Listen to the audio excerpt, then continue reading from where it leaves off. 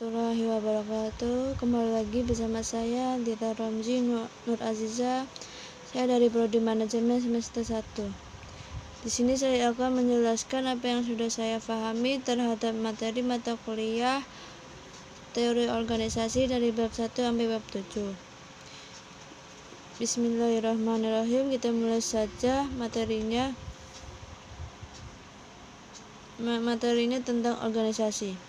Organisasi adalah merupakan salah satu perkumpulan orang-orang yang telah dibentuk dalam sebuah kelompok, yang mana kelompok atau organisasi ini bertugas untuk saling bekerja sama demi menggapai keberhasilan dan tujuan bersama. Bisa dikatakan organisasi apabila terdapat ada 3 bagian. Yang pertama, jaringan hubungan kerja yang sifatnya formal, mempunyai hubungan kedudukan jabatan yang digambarkan secara jelas dan semua anggota tahu hubungan tersebut. Mempunyai alat tujuan yang strukturnya bersifat relatif permanen. Jadi, dalam organisasi bukan hanya sekedar kumpul nongkrong, meskipun orangnya banyak, tapi ada poinnya tersendiri agar bisa dikatakan sebuah organisasi. Dan perilaku orang yang berorganisasi pasti terpengaruh dengan faktor. Yang pertama genetik, yang kedua pendidikan, yang ketiga lingkungan, yang keempat pengalaman. Dan di dalam organisasi harus bisa membuat organisasi tersebut lebih, yang pertama dinamis, yang kedua efisien, yang ketiga efektif, yang terakhir produktif. Gimana caranya agar bisa mencapai dinamis, efisien, efektif, dan produktif? Yaitu harus ada yang namanya, yang pertama penugasan, yang kedua karyawan yang menjalankannya, yang ketiga struktur organisasi, dan yang terakhir teknologi yang digunakan. Selanjutnya, pengertian administrasi. Apa itu administrasi? Administrasi adalah kegiatan yang memberi bantuan dalam mengelola informasi manusia, harta benda ke arah satu tujuan yang terhimpun dalam organisasi. Makna administrasi dalam arti sempit, penyusunan dan pencatatan data dan informasi secara sistematis dengan maksud untuk menyediakan data secara keseluruhan. Administrasi dalam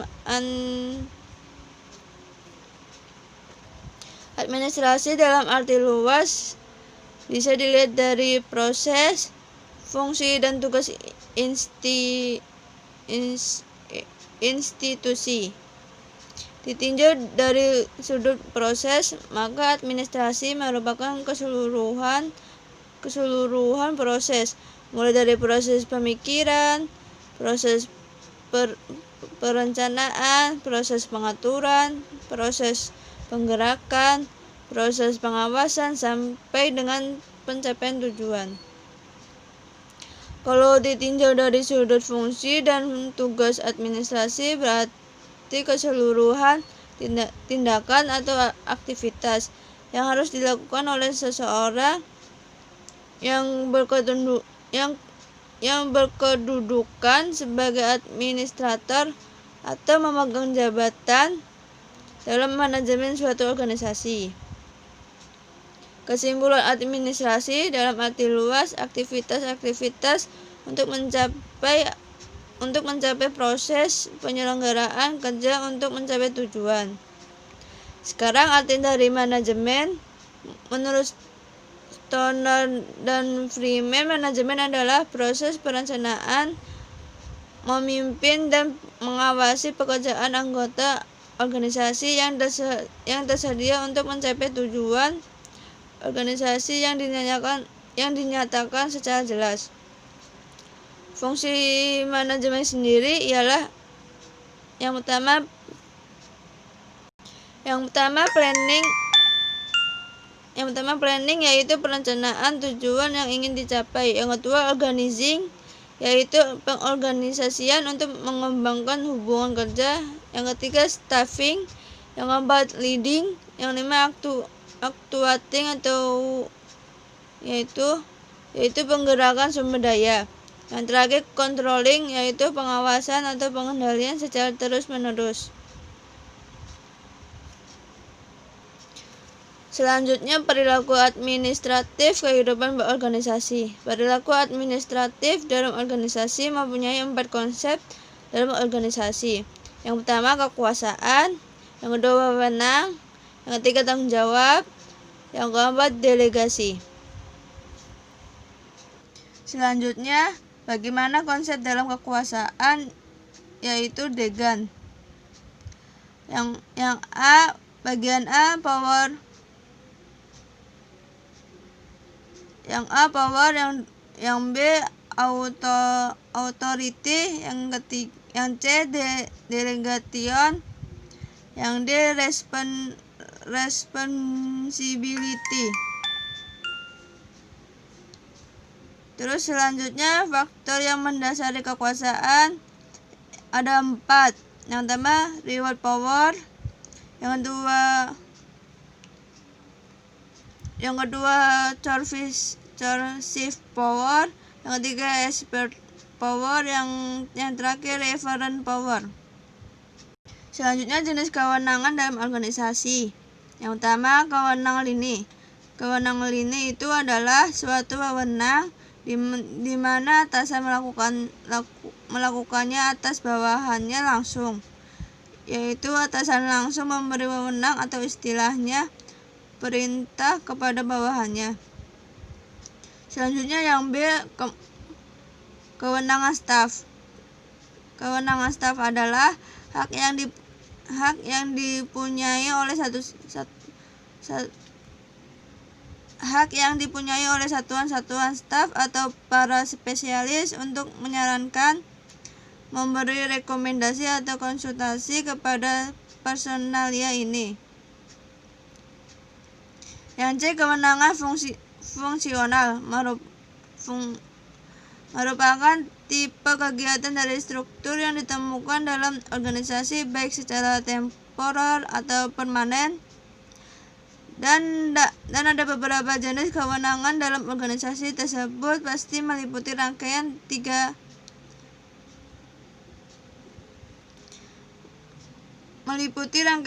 tersebut, dan setiap bagian yang dibentuk atau ditentukan melalui garis kewenangan memiliki suatu konsekuensi penting dalam sebuah organisasi, itu disebut tanggung jawab. Selanjutnya dalam organisasi yang ada nama delegasi.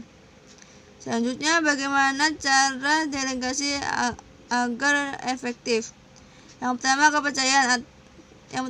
kepercayaan atasan terhadap bawahan. Yang kedua komunikasi yang terbuka antara atasan dan bawahan. Yang ketiga kemampuan manajer dalam memahami tujuan organisasi, tuntutan pekerjaan, serta mampu menangkap kemampuan bawahan. Terus selanjutnya manajemen strategis perusahaan. Arti strategi adalah rencana komprehensif untuk mencapai tujuan organisasi. Strategi dimaksudkan untuk mempertahankan keberlangsungan organisasi dibanding para pesaingnya. Proses penyusunan strategi dibagi menjadi 3 bagian. Yang pertama penilaian keperluan penyusunan strategi. Yang kedua analisis situasi internal dan eksternal. Yang terakhir pemilihan strategi. Bagaimana cara melakukan strategi manajemen?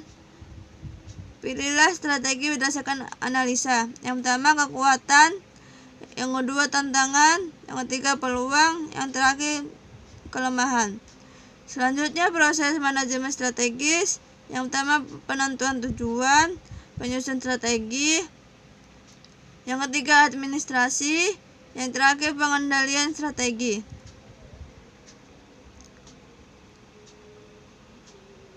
Selanjutnya kelompok kerja dan komunikasi dalam organisasi. Apa arti dari kelompok itu sendiri? Menurut Stoner, Freeman, dan Gilbert, kumpulan dua orang atau lebih yang saling berinteraksi dan mempengaruhi untuk tujuan tertentu yang dipahami bersama. Selanjutnya, pengertian kelompok kerja. Kelompok yang disusun oleh organisasi dengan tujuan untuk menjalankan berbagai pekerjaan yang terkait dengan pencapaian organisasi. Nah, di sini kelompok kerja juga masih dibagi menjadi dua bagian. Yang pertama, kelompok kerja formal. Kelompok kerja formal dibagi menjadi tiga bagian lagi. Yang pertama, kelompok kerja langsung. Kedua, kepanitiaan. Yang terakhir, temporal atau khusus. Terus yang kedua, informal. Informal itu yang utama kelompok sesuai hobi, dibentuk untuk dipertahankan nilai dan budaya organisasi. Bagaimana peran komunikasi dalam manajemen organisasi? Bagaimana peran komunikasi dalam manajemen organisasi? Yaitu proses di mana seseorang berusaha memberi pengertian atau pesan kepada orang lain melalui pesan simbolis. Selanjutnya, tanggung jawab sosial dan etika manajemen. Lingkungan sebagai ruang lingkup kegiatan organisasi. Bagaimana cara tanggung jawab dalam perusahaan mengelola tanggung jawab sosial dari perusahaan, yaitu dengan strategi reaktif, strategi defensif, strategi akomodatif, strategi proaktif. Manfaat tanggung jawab dibagi menjadi tiga bagian: manfaat bagi perusahaan, manfaat bagi masyarakat, manfaat bagi pemerintah. Selanjutnya, di sini juga menjelaskan tentang konsep dasar etika manajemen. Arti dari sendiri etika adalah keyakinan akan apa yang dianggap baik dan buruk. Kalau etika dalam manajemen berbicara mengenai nilai yang dianut organisasi sesuai bisnis yang dijalankan. Selanjutnya, konsep dasar etika manajemen. Yang pertama, nilai personal sebagai standar etika. Yang kedua, nilai terminal. Yang ketiga, nilai instrumental. Yang keempat, pandangan empiris tentang nilai personal. Yang terakhir, konflik nilai. Fungsi perencanaan dan pengambilan keputusan. Planning adalah proses yang dimulai dari penetapan organisasi, menentukan strategi untuk pencapaian tujuan organisasi secara menyeluruh, untuk mengintegrasikan dan mengkoordinasikan seluruh pekerjaan. Selanjutnya, dalam perencanaan ada fungsi tersendiri, yaitu yang pertama arahan, yang kedua minimalisir dampak perubahan, yang ketiga minimalisir pemborosan, yang terakhir standar kualitas. Selanjutnya, dan di dalam perencanaan juga ada persyaratan. Apa persyaratannya? Yang pertama faktual dan realistis, yang kedua logis dan rasional, yang ketiga fleksibel, yang keempat komitmen, yang terakhir komprehensif. Jenis-jenis tujuan perencanaan ada tiga bagian.